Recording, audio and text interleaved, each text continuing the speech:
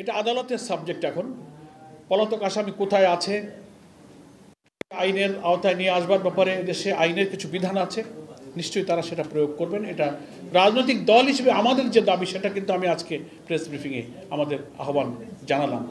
এর বেশি political party হিসেবে আমাদের বেশি কিছু করণীয় নেই। আমরা সরকারকে, আদালতকে এই ব্যাপারে দল হিসেবে যতটুকু আমাদের দায়িত্ব থাকবে আমরা সহযোগিতা করব। আর একটা প্রশ্ন করেছেন,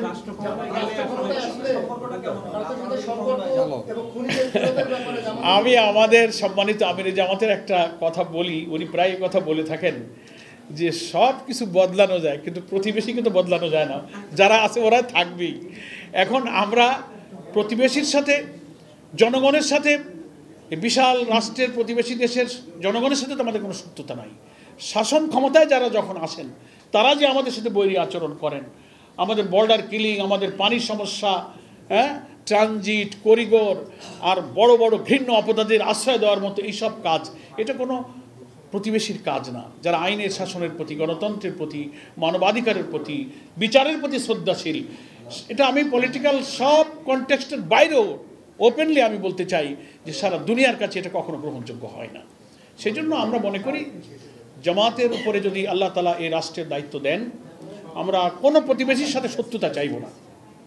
আমরা প্রতিবেশীর সাথে যে political, Jio political, commercial, diplomatic যে রিলেশন সব দেশ যেমন রাখে, নীতিগতভাবে সমতার ভিত্তিতে, ন্যায্যতার ভিত্তিতে, সমমর্যাদার ভিত্তিতে সেই সম্পর্ক রক্ষার একটা ফরেন পলিসি আমাদের থাকবে ইনশাআল্লাহ। কিন্তু রাষ্ট্রের স্বাধীনতা, সার্বভৌমত্ব, জাতিসত্তার ক্ষতি হয়ে যাবে সে ব্যাপারে আমরা সবসময় প্রতিবাদী থাকব।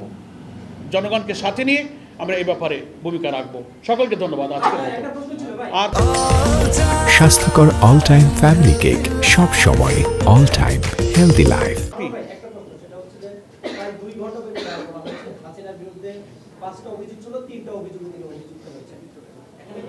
আপনি বললেন এই রায়টা ফেয়ার হয়েছে, জাজমেন্ট ফেয়ার হয়েছে। আমরা যখন দেখি যে জামাত জাকাতের বিরুদ্ধে এই 1973 সালের যে আমাদের আন্তর্জাতিক আইনের যেটা রুল চুক্তির মাধ্যমে হয়েছে, এই একই ট্রাইব্যুনালে আপনাদের নেতাদের বিচার হচ্ছে। প্রশ্ন হচ্ছে, আপনারা বলছেন যে আপনাদের নেতাদের বিরুদ্ধে যে বিচার হয়েছে সেটা ভালো ছিল না, ফেয়ার ছিল না, এখন ফেয়ার হয়েছে। কোন প্রেক্ষাপটে বলছেন যে বিচারটা ফেয়ার হয়েছে? যেহেতু একই ট্রাইব্যুনাল হয়েছে, আওয়ামী লীগ নেতৃত্ব বলছেন যে পূর্ব নির্ধারিত রায় এক, এই বিচারকের রায় আজকে অনেকগুলো বিষয় করে নিয়ে যাওয়া দল হিসাবে আওয়ামী লীগকে, ছাত্রলীগ, যুবলীগকে বারবার বলা হচ্ছে তারা এই মানে ভিন্ন অপরাধ হচ্ছে এর সাথে তারা জড়িত। এই ট্রাইব্যুনালে জামাতকে নিষিদ্ধ করা হয়েছিল দল হিসাবে আন্তর্জাতিক অপরাধের অপরাধের জন্য। আপনারা আওয়ামী লীগকে দল হিসাবে নিষিদ্ধের জন্য দাবি করবেন কিনা? শোনেন, আপনার প্রশ্নে একটার মধ্যে অনেক লম্বা কথা হয়েছে, শর্ট বলি। আমার ব্রিফিংয়ের মধ্যে কিন্তু আমি বলেছি যে এই বিচার কেন স্বচ্ছ, কেন নিরপেক্ষ, সেটার যুক্তিগুলো আমি দিয়েছি। কত স্বচ্ছ, কত ফেয়ার ট্রায়ালটা হয়েছে। আর আমাদের নেতৃবৃন্দের বিচার কেন পক্ষপাত দুষ্ট হয়েছে, কেন এটা অত্যাচার হয়েছে, কেন এটা বিচারের গণহত্যা হয়েছে, সেটারও ব্যাখ্যা আমি দিয়েছি, আমি রিপিট করতে চাই না। মানে রায় বাইরে থেকে লিখে দিয়ে স্কাইপে কেলেঙ্কারি হয়েছে, আদালত চত্বর থেকে আসামি গুম করা হয়েছে, তাই না? ফলে সরকার তখন একটা পলিটিক্যাল গভর্নমেন্ট ক্ষমতায় ছিল, বিচারক, বাদী, সাক্ষী সব রাজনৈতিক একটা দলের ছিল। এখন তো কোনো পলিটিক্যাল গভর্নমেন্ট ক্ষমতায় নাই। এই বিচারকে স্বচ্ছ বলার এটা বড় লজিক যে এখন কোনো সরকার রাজনৈতিক দলের নয়, এখন বিচার ব্যবস্থা স্বাধীন। কোনো পলিটিক্যাল পার্টি ট্রাইব্যুনালের উপরে হস্তক্ষেপ করার কোনো সুযোগ নেই। এখন কোনো রাজনৈতিক দল তো ক্ষমতায় নাই, কিন্তু সে সময় তারা নগ্নভাবে হস্তক্ষেপ করেছে। আপনারা আজকে রায়ের মধ্যে দেখেছেন তো, শেখ হাসিনা ওই সময় কীভাবে ডিকটেট করছে, আমি ওকে ফাঁসি দেবো, যেমন এই করব সে করব।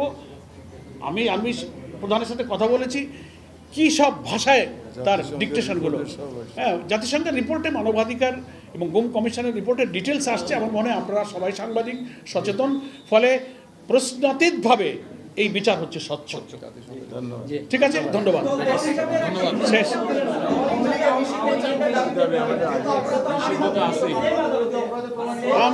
আমরা তো এই রাজনৈতিক দল হিসেবে তাদের কার্যক্রম যখন স্থগিত করা হলো, আমাদেরও দাবি ছিল, আমরাও তখন রাজপথে ছিলাম। এখনও আমাদের 5 দফার মধ্যে ফ্যাসিস্টদের, দোসরদের রাজনৈতিক কার্যক্রম নিষিদ্ধের দাবি আমাদের অব্যাহতই আছে।